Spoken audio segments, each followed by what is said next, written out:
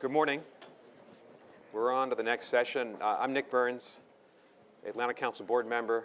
I teach at Harvard. It's a great pleasure for me to be able to have this conversation with two good friends and two of my old superiors in the U.S. government, former Secretary of State Madeleine Albright, former National Security Advisor Steve Hadley. And as we begin, I think we want to salute Governor Huntsman and President Fred Kemp and Vice President Damon Wilson for their leadership of the Atlantic Council. It is the fastest growing think tank in Washington, maybe in our country, in its influence, and it's the premier think tank that commits itself to transatlanticism. So thank you very much, Governor, and thank you, Fred.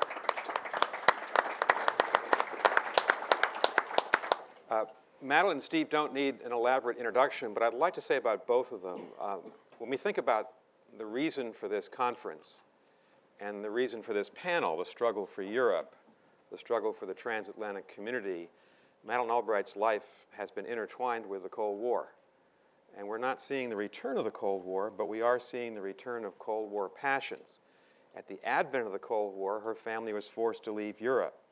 Her entire professional life was focused on sustaining freedom and democracy, recovering it in the eastern half of Europe. And you all remember when she was our ambassador to the United Nations, she very aggressively, successfully, rightfully pushed for American intervention with Europe in Bosnia and Kosovo, and then very significantly was the architect on the US side of the first round of NATO enlargement in 1997 that brought in Poland, the Czech Republic, and Hungary.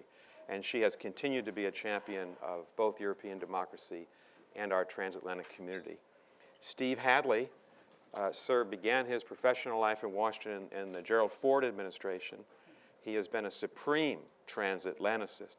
And I know for a fact, working with Steve both in George H.W. Bush's administration and particularly George W. Bush's administration, Steve has always stood up for this community and in November 2002 was instrumental in the U.S. support for bringing in 7 new members into the NATO alliance. So both of them supremely well qualified to talk about this subject. We thought we'd try to do 3 things in about 35 minutes and then go to you for questions. Number 1, how do we assess the seriousness of this crisis in Europe produced by Vladimir Putin?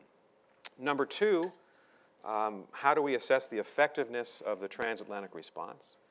And number 3, what's the best way to sustain democracy, freedom, the health of NATO and the EU as we oppose what President Putin has done? I thought I'd begin with Secretary Albright. And Madeleine, just to ask you, you've thought deeply about these issues. You've lived and thought deeply about the history of Central Europe.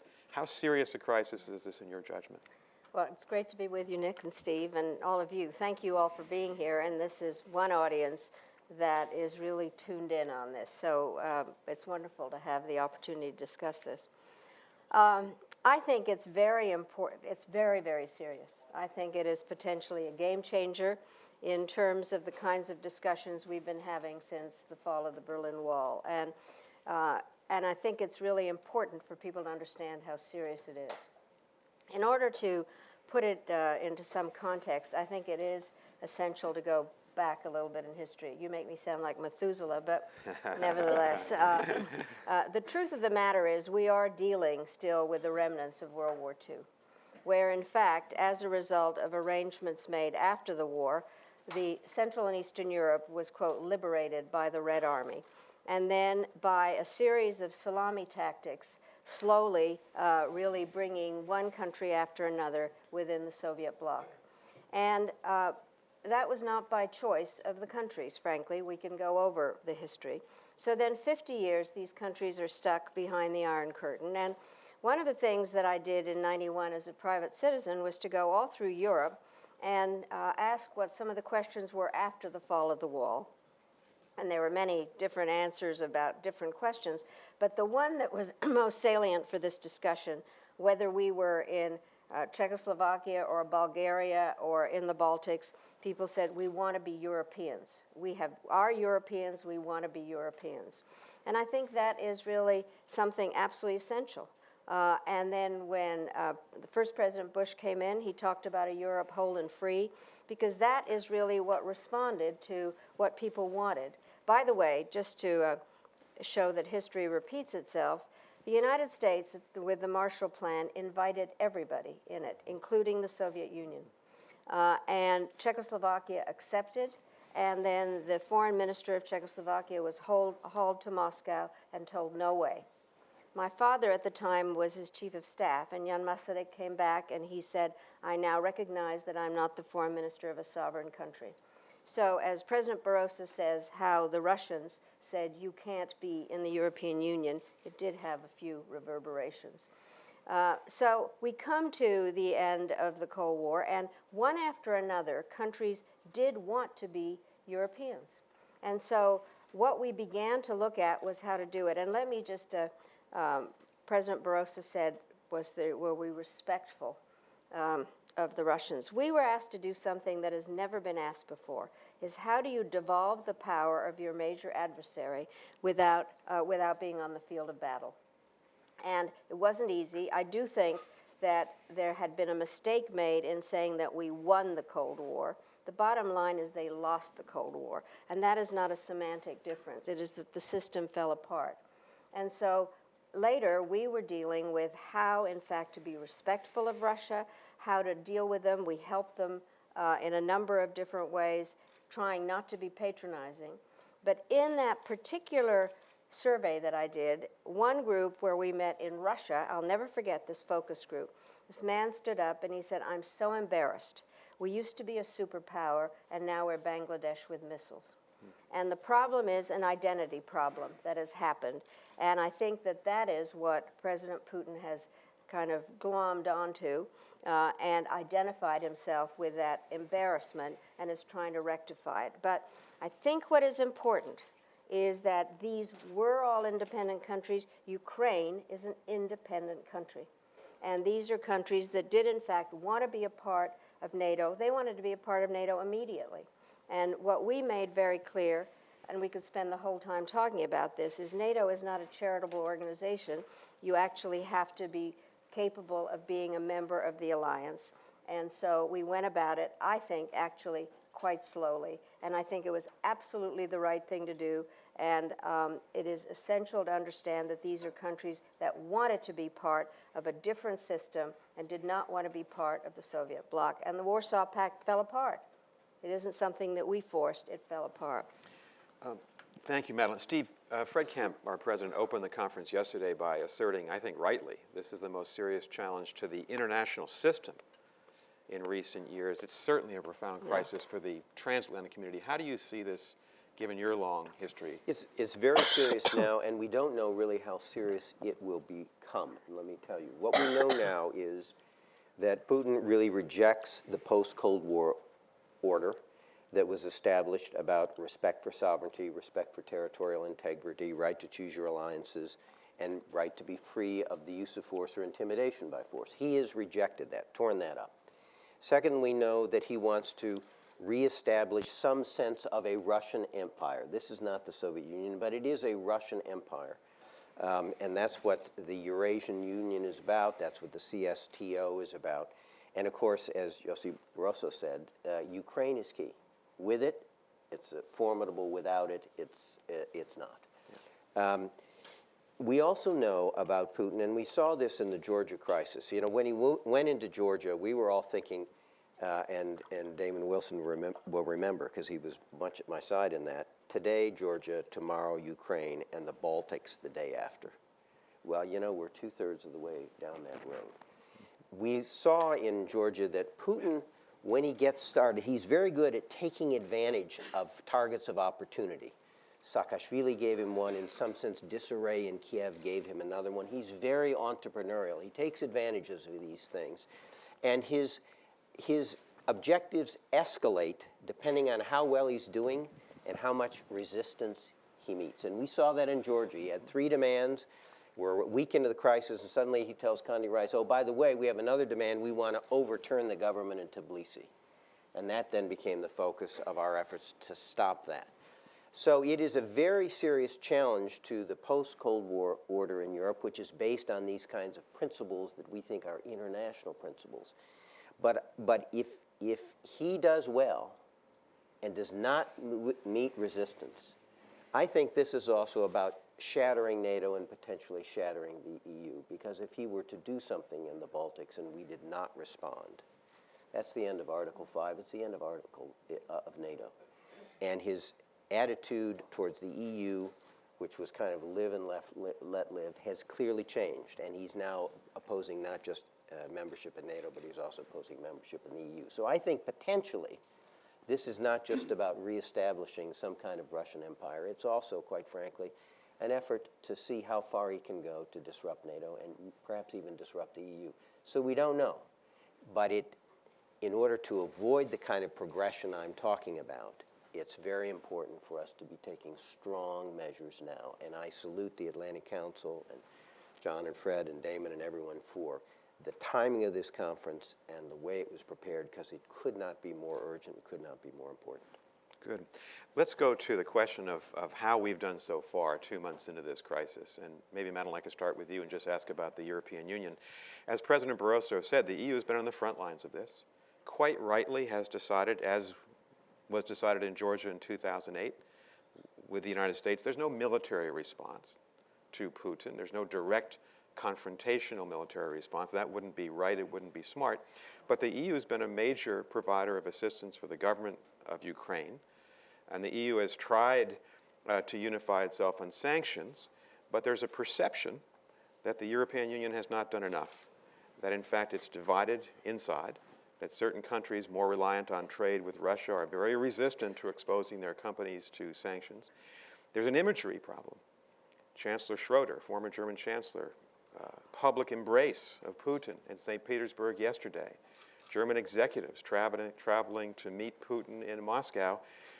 What advice would you have to the European Union, to Europeans as they respond to this? Well, let me say, I think one of the things as we look at this crisis, and it's not just a situation, it is a crisis, is that it's really taking place in three different kind of circles, venues.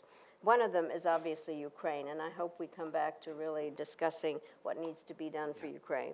One is in terms of what Putin is doing, and we've begun to talk about that.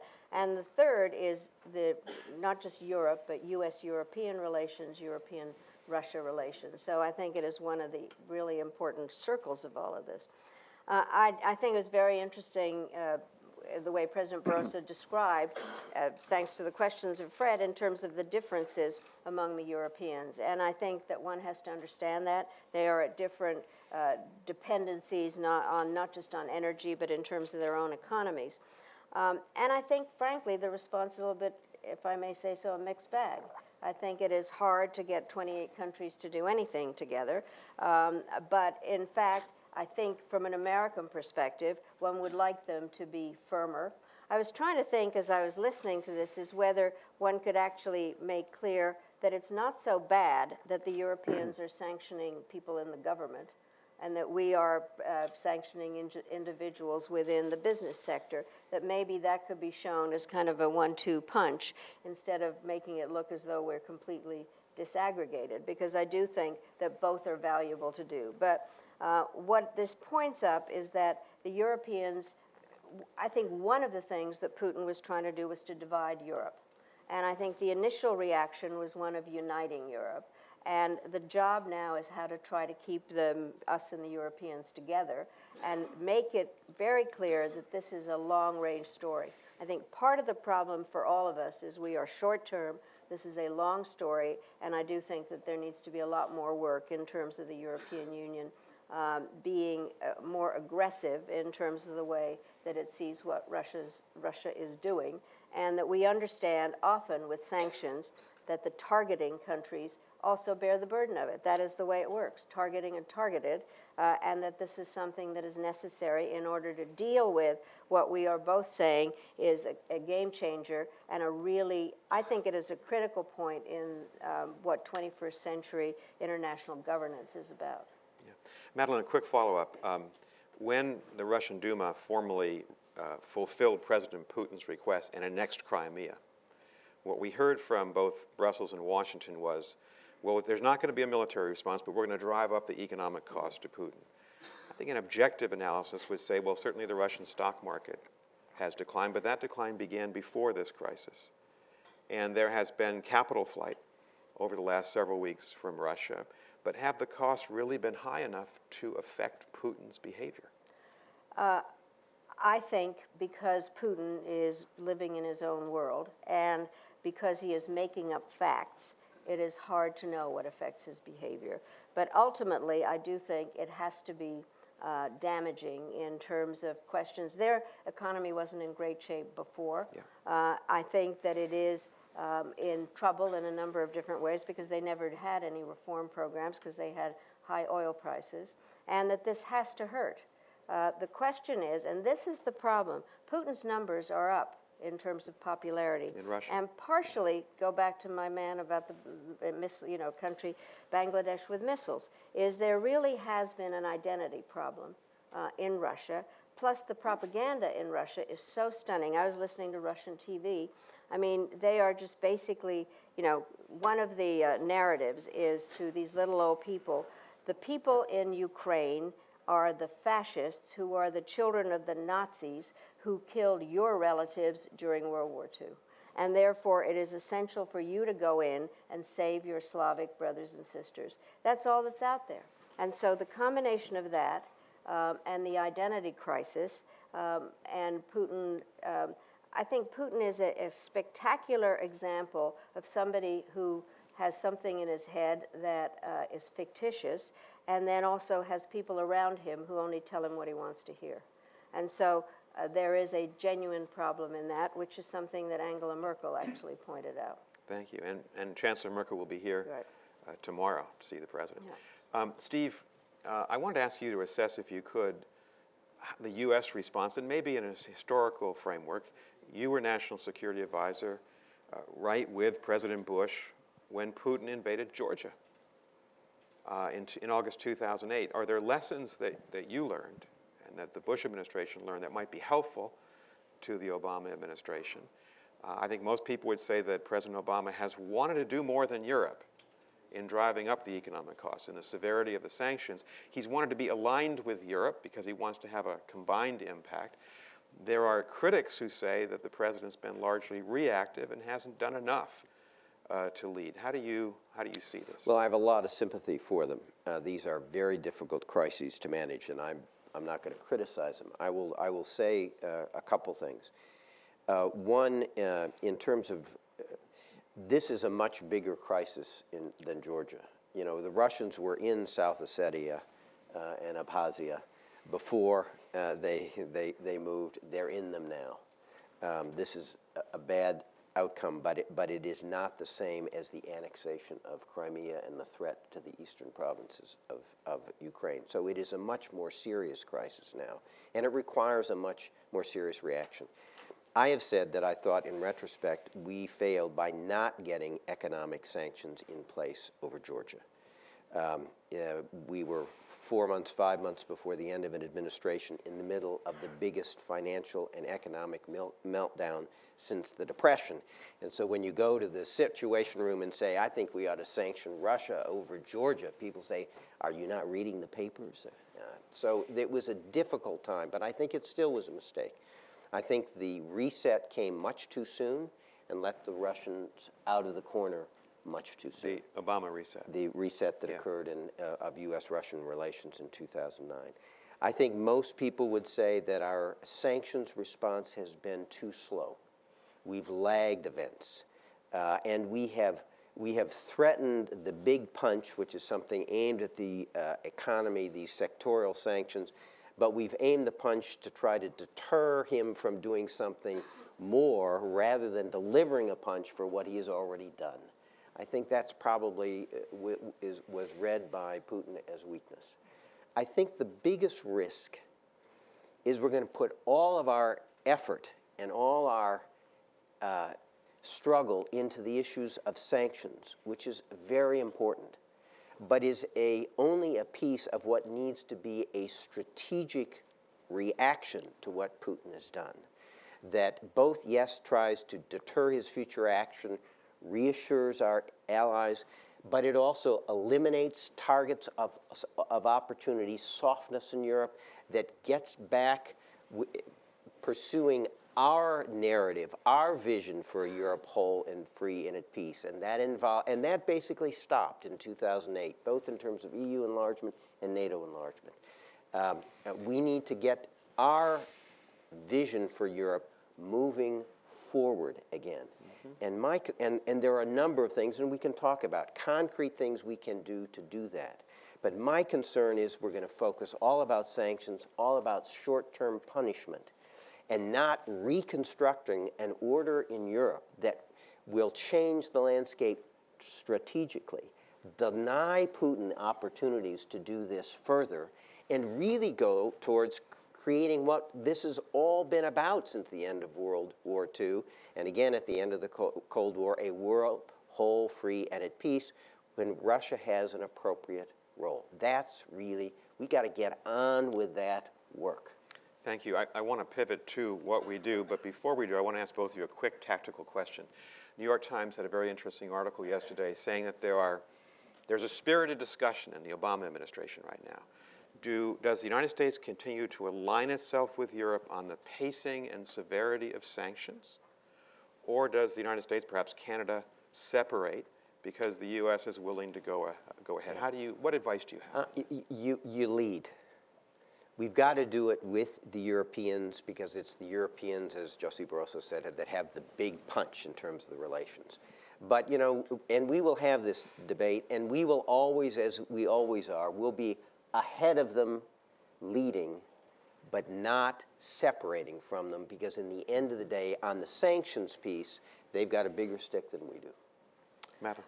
I think that there are two aspects to this. There are those in the American, I'm not saying just generally as one reads the newspapers, very much a sense that think this is all about U.S.-Russia, and that the thing that we have to be careful of is not to let Russia disintegrate, and that these are just a bunch of countries that maybe they weren't independent in the first place, and so why don't we try to figure out what is the whole thing about Russia? I think that that is very short-sighted, because this is a much larger question in terms of Europe generally, the Europe whole and free, and how the, whatever term one uses, the Western world operates at this point. So I'm very troubled by this kind of sense. A number of discussions that I've overheard, listened to, been a part of kind of saying, let's just make sure that we're not too tough on Russia so that it doesn't fall apart. So I think that's one. The other part, I think, is I happen to believe that the partnership with Europe, I mean, you described me, I'm kind of the epitome of the partnership, has to be strong, but Europe has to play its role. And one of the things I think that did happen in the last 8 years is basically that the Europeans are not playing that role. The European Union is not living up to, what I always say is I was born in Europe, therefore I'm just like all the Europeans here. It's just that I happen to have been raised in the United States, so I can say what I think about Europe, which is that the Europeans fell apart in many ways. The European Union did not live up to its various potential, and a lot of national feelings came up and a variety of things. And so the U.S. can do whatever and lead, I agree with that, but there is a responsibility that the Europeans have to get their act together. And to recognize the fact that they have a responsibility also for this Europe whole and free, and that we have to do it together. Thank you. Let's pivot to the heart of the matter, and that is, what's the strategy going forward? Steve correctly says we need a strategic orientation here. Madeleine, you say correctly it's a long-term effort. We can't just think short-term tactically. Are the elements of a strategy effective economic and political support for a new Ukrainian government post-May 25th, driving up the cost to Putin, but importantly, reinforcing NATO and making the NATO commitments real, particularly to the Balts, Estonia, Latvia, Lithuania, the Poles, the Romanians? Are those at least 3 elements to begin with? I would build up from that. In addition to the NATO piece, and we can go into the details, the United States, as the United States, needs to reaffirm its commitment to European security and needs to demonstrate it in terms of our own deployments, our own posture in Europe, and really make it clear to Europe that within the NATO framework, the United States is still committed to the security of Europe. I think it is very important for the EU to make it clear that it's not only offering association agreements to Ukraine, Moldova, Georgia, but that is a path towards membership, that the door is still open. A lot of work that's going to have to be done, but the door is open. We need a comprehensive energy strategy that we in Europe need to be working on right now, because that is how you reduce Putin's long-term leverage on Europe. And there are lots of pieces. There are pipelines that he cannot control. There are new sources of supply. There is shale oil and shale gas in Europe that Europe has got to find a way to get onto the market. And then there's, of course, the LNG from the United States. We have, and then finally, I would just emphasize that the TTIP is terribly important as an instrument for binding Europe and the United States together. So we have huge amount of pieces on the table, potentially huge amount of leverage on Putin. He's actually in quite objectively a weak situation. But subjectively, you can have all the objective leverage in the world. If you're not subjectively willing to use that in a coordinated way, pursuant to a strategy to achieve your objectives, you're not going to get where you need to go. And that's the big task we've got before us. Thank you, Steve. Does that sound right to you, Madeleine? Well, I definitely think that we need to reaffirm NATO. I'm a great believer in it, and that has to be done. I think there are steps beyond that, however. For instance, there are a series of NATO meetings that are coming up. One of the things that had been, I was asked to look at a new strategic concept for NATO at one point, and basically we were saying that NATO has more partners than it has members. And it needs to understand that this, while it is basically a European operation, it does have amazing strength. It is the most powerful alliance in the history of the world, and it needs to be made very clear that we reaffirm it.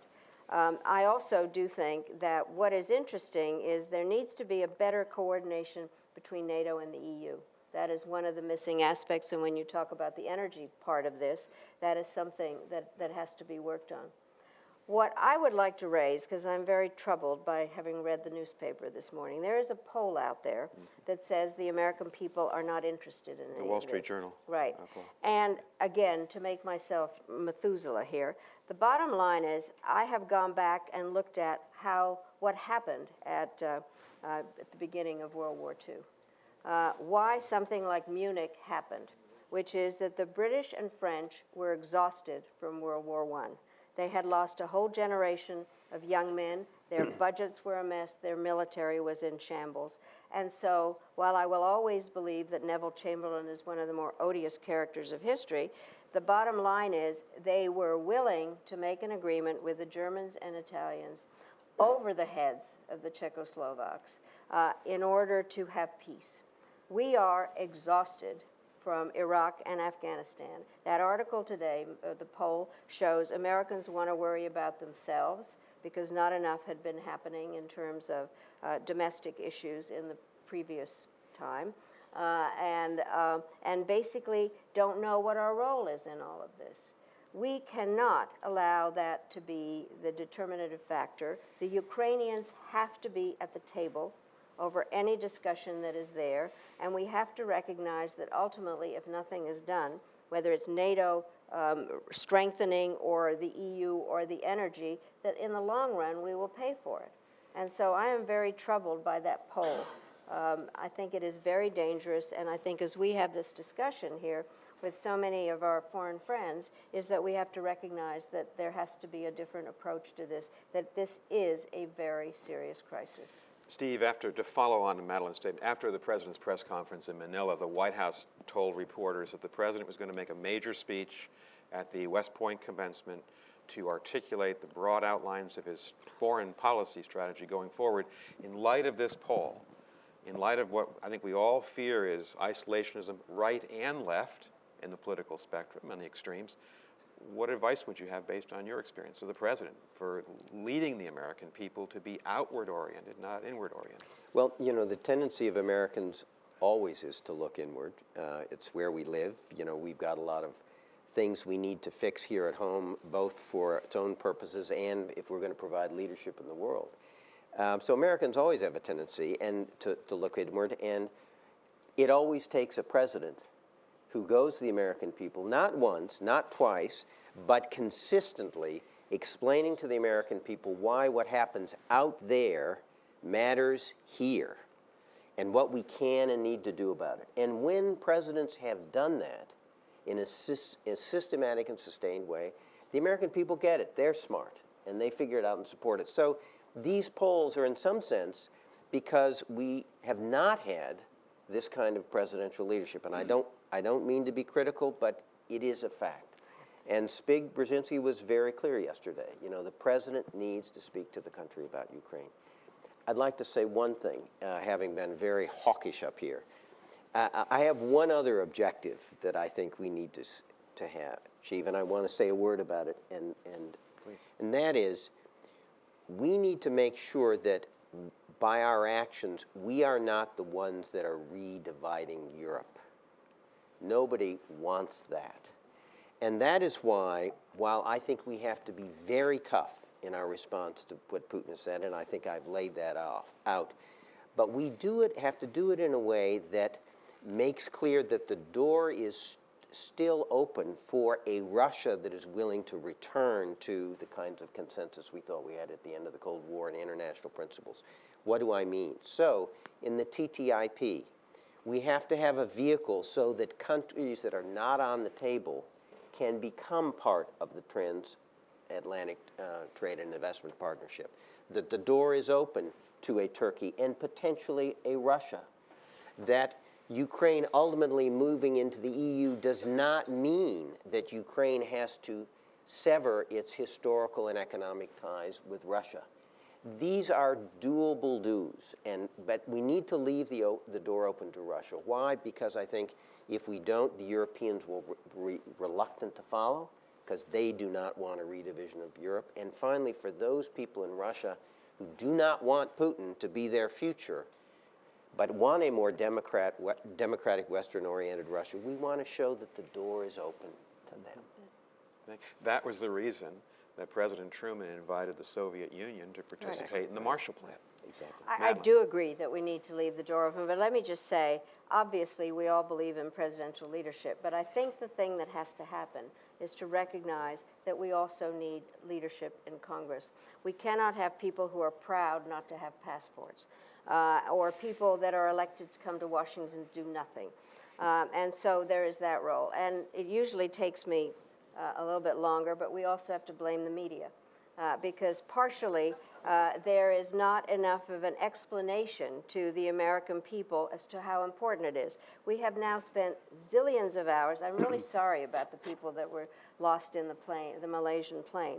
But the bottom line is what is happening in Ukraine is so much more important for America's future, and there's no explanation of it. It is very rare that you actually get more than 2 minutes trying to get some soundbite out about where Ukraine is, and basically to have some explanation. And so we have not mobilized Americans to understand what the stakes are here. And it's going to take a while, and I think we all have a responsibility in that, which is why this conference is important. Thank you, Fred. Thank you. Before we go to questions, and we will, 2 quick tactical questions, one on NATO, one on Ukraine. And what should we do on both? On NATO, there has not been a NATO summit. The heads of the NATO governments have not convened anywhere in the world. There was an opportunity during the president's last trip. There's a first of week June G8 meeting, now G7. Shouldn't NATO symbolically get together at the head of government level to say we're standing united? Well, I think the president was in Brussels, and he met with I think these were meetings that had been pre-scheduled, but I think that they were used very well. I really do. And I do think that there needs to be a lot of work at NATO. It strikes me from reading about Secretary General Rasmussen, I think has really motivated a lot. There will be summits. I don't know the schedules, but to me, it is more a matter of declaratory policy in terms of the importance of NATO, and then what has been done, as far as I can see, of moving forces around and making clear that Article 5 is the central aspect of it. So that part I don't see. I think that the NATO aspect of this has to be an ongoing work. I know why we didn't have it, but I'm sorry we didn't have a family photo of the President of the United States with all the leaders of the major European countries in this last trip. I think this is a terrific opportunity for the President to show leadership, to go to the American people, emphasize the importance of this crisis. That's for friends, for people who have friends in the White House. I have some. My message to them is this is a terrific opportunity for the American president to answer a lot of his critics by showing leadership. It's a wonderful opportunity, and I certainly hope he takes it. Okay, quick tactical question, Steve, on NATO. So we promised the Europeans and Americans and Canadians, President Yeltsin, in 1997, that as we enlarged, as NATO expanded, we would not station substantial, keyword, forces in Eastern Europe. The United States has now deployed 600 ground troops to Eastern Europe, F-16s, F-15s. Is that enough? Should we do more? How do you define substantial? We're going to have to sort that out. I think Damon, I thought, very expertly yesterday got people to make the point, which is if Putin is ripping up all the agreements that sustain the post-Cold War order, we can't be bound by them. That said, we got to do this in a smart way, and we've got to have a balance in what we do. We have to, part of it has to be our deployments. I think part of it has to be helping people, put people in a position to defend themselves, and that includes the Ukrainians. I wouldn't be talking about NATO membership for Ukraine. I wouldn't put it on the table. I wouldn't take it off the table because that rewards Putin's aggression. It's not on the table. The Ukrainians aren't talking about it. What we need to be talking about is what can we do to help the Ukrainians defend themselves?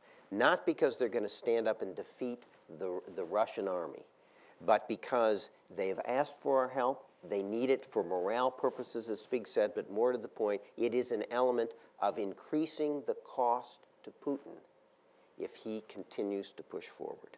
These are the kinds of conversations I think we need to have. Thank you. Madeleine? I think that Putin's goal at the moment is to destabilize certainly the Baltics as well as Moldova, and he's doing it in Ukraine. So the question is, what are the things to do so that that doesn't happen? As far as the Baltics are concerned, I think obviously the kinds of movements on the NATO are most appropriate, and consultations with them and all that. Moldova, I think we also have to make clearer how we stand with them. In Ukraine, we haven't really talked about Ukraine enough itself. Right. And I think the issue there, it's an unbelievably complicated country, people that have been let down by their leaders. There's just no question about it. In terms of, we all cheered them in the Orange Revolution, and people were elected, and then they disappointed them in a number of different ways. And so the protests in the Maidan were people who were calling for some kind of change in their own country. It's not going to be easy. I'm trying to figure out, as elections go forward now, the IMF obviously has conditions. That's the way that they operate. We have said that we would give a certain amount of money, but I try to visualize as a political person how you campaign on the basis of you thought it was hard in the Maidan in the cold. Let me tell you what's going to happen next. Worse, yeah. And you really have to tighten your belts and all those things. So this is not easy.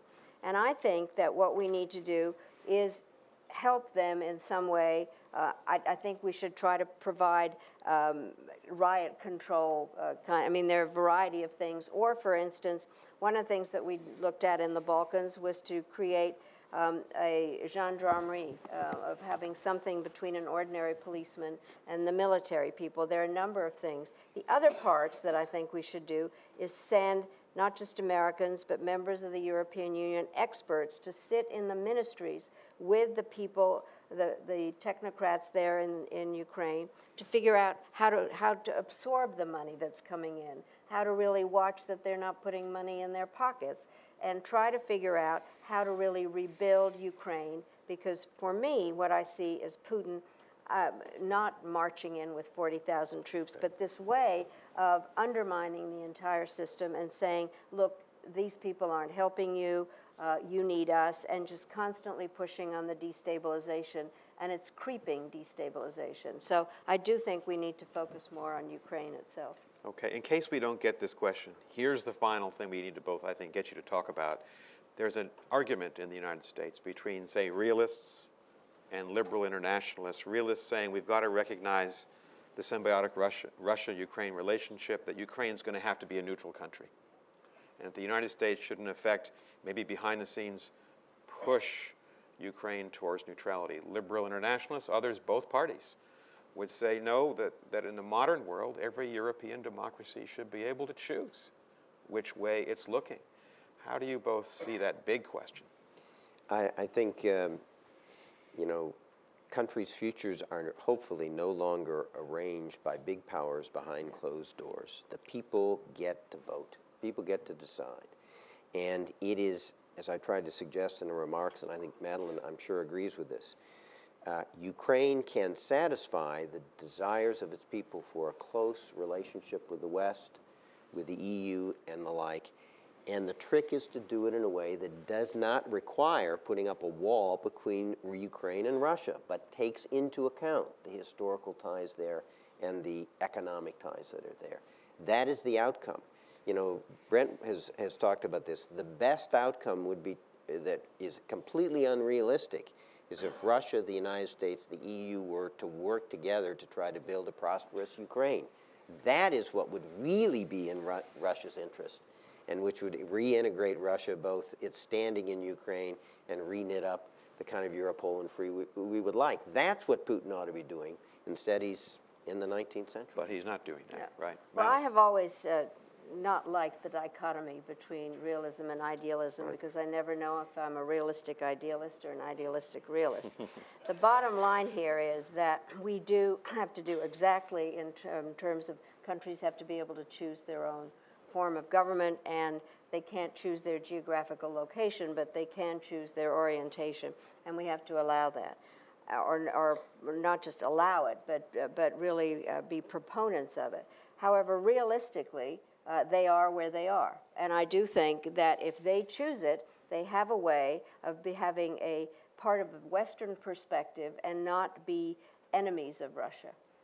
And I do think that idealism and realism go together in this particular way, because it would be unconscionable in the 21st century to just decide that X country is going to be in one aspect of the other. That is definitely, it's not only 19th century, it's 20th century. It cannot happen again. And I know, I have to say, as I was reading about when Zbig is described Polish-born, therefore he has opinions. I will be described as Czechoslovak-born, which means I don't think that kind of limits your capability of thinking. What it does do is give you some kind of historical context for what has gone on here, and therefore we need to recognize that these have been countries, they're for the most part created as a result of World War I. They have the capability of making decisions about their own future, and we need to support that. Thank you. One last word. Julie Finley is here. Julie was very active in the early days of what we called NATO enlargement or NATO expansion. In retrospect, and I think I had a hand in that name, it was a wrong name, because it suggested that we were gobbling up. It was, what it really was, of course, as Madeleine pointed out in her comments, was a response to the desire of countries in Central and Eastern Europe, given their history and given how they saw their future. It was a response to their desire to move west. And that's what we did, and we were right to do it. Yeah. And another of the fathers of this is Sandy Vershbow, ambassador to NATO, ambassador to Russia, and now Deputy Secretary General of NATO. So welcome, Sandy. Time for questions. We have 15 minutes. We have one microphone. General. Yes. General Chuck Wald. So, Secretary, I'm an idealist and a realist. The ambassador's an idealist and Steve's a realist. But in all seriousness, words mean something, and granted, it's going to be multifaceted how do you get to the end state here. I get that. But one of the things that we have done, I think, over the last couple of years, and words mean something, pivot became a big word. You used it a minute ago. And I don't think we ever intended that to mean we're leaving places. But some of our actions have shown that maybe we aren't that serious. I would suggest that Phil Breedlove, as the NATO commander, has his hands fully full, with everything that has to do with NATO. And we've taken the 4-star positions out of Europe, namely the deputy commander, as well as the Army commander for that matter, but mainly the deputy commander. I would suggest that it's more than symbolic to put a 4-star back there to show commitment back to NATO and to Europe. Could I also add this General Walt's question for both of you? Is it time to reconsider the planned defense budget cuts that would bring the Army to very low levels, lowest since 1940? Well, let me just say, I think that there has been generally a misunderstanding about pivot and rebalancing. I have said that the United States is not monogamous. We are both an Atlantic and a Pacific power. And the bottom line is that there had been the idea, frankly, that the Europeans were going to be our partners in dealing with issues around other parts of the world. That, for reasons that I said earlier, kind of didn't come to fruition.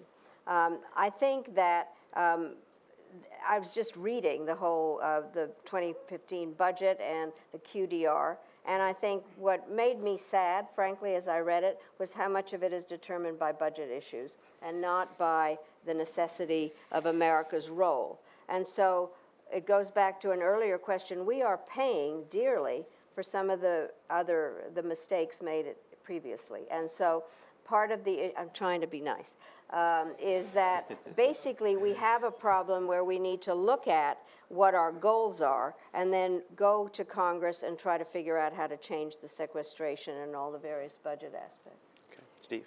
Footnote. I would have pivoted without talking about it. It's the messaging that was wrong. But the point is, we don't live in a disaggregated world. And what I would say to the administration, you know, it's fine for them to celebrate this Filipino defense agreement, but the success of our policy in Asia is going to have more to do with how we handle this Russian crisis in Europe than it is about basing agreements in Philippines. Okay. Ambassador Wolfgang Ischinger, in the second row. Wolfgang Ischinger. Good morning. I want to thank the panel for pointing out that we need a more comprehensive strategy that goes beyond just punishing Russia with the sanctions. And I certainly agree that the sanctions are necessary. 2 quick points. First, I think that it is not sufficiently understood in this country here that on the 25th of May, we are trying to help the Ukrainians conduct their elections. But it is also the day when we are going to have elections of the European Parliament. Now, you can ask, what has this to do with the other? I just want to point out a very interesting development which has to do with President Putin's role in Europe. You may have noted that the people who were invited and attended at the invitation of the Russian government, the Crimean operation, were not, as you would normally expect, the post-communist parties from Europe alone. It was the representatives of the nationalistic right-wing movements throughout Europe. In other words, the quick point I want to make here is President Putin, by playing to be the hero of nationalistic forces in Western Europe, is deliberately weakening the very core of the European project. And therefore, we should not be surprised that on the 25th of May, when the right-wing forces in Europe will score more of a victory than we would like them to, there will be gleeful happiness in the Kremlin. I think it's very important to understand that this is something that Putin's actions are also producing far beyond the threats to eastern Ukraine. Thanks.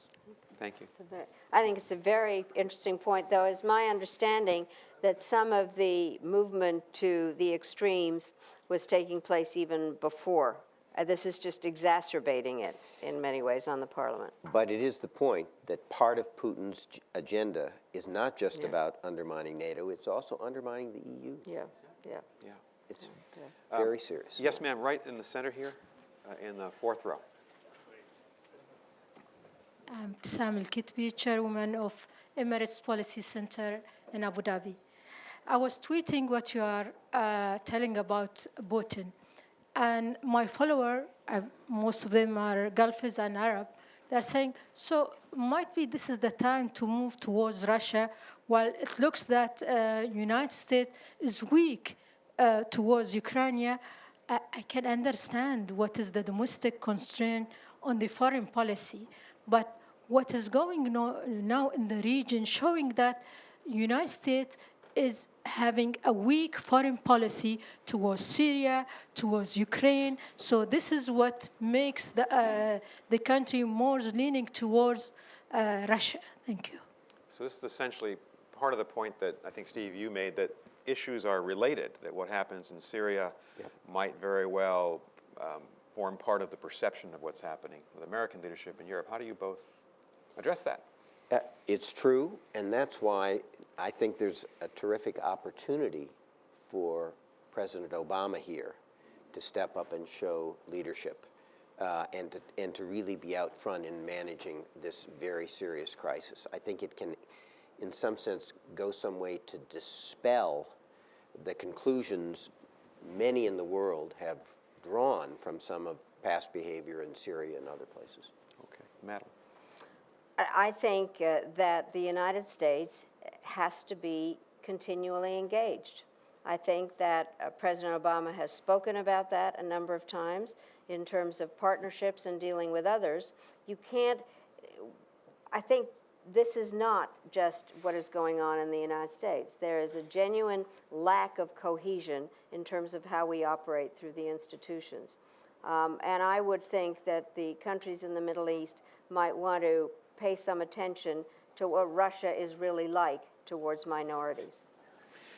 I'm being told that we no longer have time for questions, so I apologize to all of you who had questions. But I want to give you both a chance just to say one more thing, to sum up your thoughts, maybe from this perspective. Shouldn't we, from a more positive perspective, look at the real strength of the European Union, which has been a great success over many decades, and the strength of the American democracy, and have some confidence that we can outlast President Putin, and that it's our system and our belief in democracy and our military might in NATO that can, in the end, if we play this correctly, end up with, you know, our strategic aims met. Do you have that quiet confidence, both of you, that Well, could I be the case? definitely do. And let me just say this. I actually believe that Putin has won a Pyrrhic victory, that he has harmed the future of the Russian people in terms of having their capability of being part of a world where resources are, they're in trouble, there's no question, in terms of the Russian economy. And I think in the long run, Putin has bought himself a whole mess of problems. There is no question in my mind. And I think our problem is if we pull ourselves apart by criticizing each other, instead of trying to figure out what the common themes are here and recognizing that the strength of democracies is to have diversity in views, but ultimately that our strength comes from the kind of systems that we have, and that Putin cannot live in the 19th century. That is what's going on here. And so I do think, I have ultimate faith in this, and that he's bought himself a pile of problems. Thank you. Steve? I'd agree, yes, but to Madeleine. One, Russia has great economic problems. It is interesting that what he's doing in Ukraine is accompanied by a major crackdown on political rights and civil rights in Russia. And it shows the kind of Eurasian Union he intends, and hopefully countries will draw some lessons from that. We have all kinds of leverage in this situation. This is actually a terrific opportunity for us. I think in the end, Putin is playing a weak hand. But as I said before, leverage is only good if you're willing to harness it, the United States and Europe working together in a smart strategy to achieve our objectives. So objectively, we should be fine. Subjectively, it's going to depend on leadership, as it always does. Okay. many, many thanks to Secretary of State Madeleine Albright, National Security Advisor Steve Hadley. That was fun.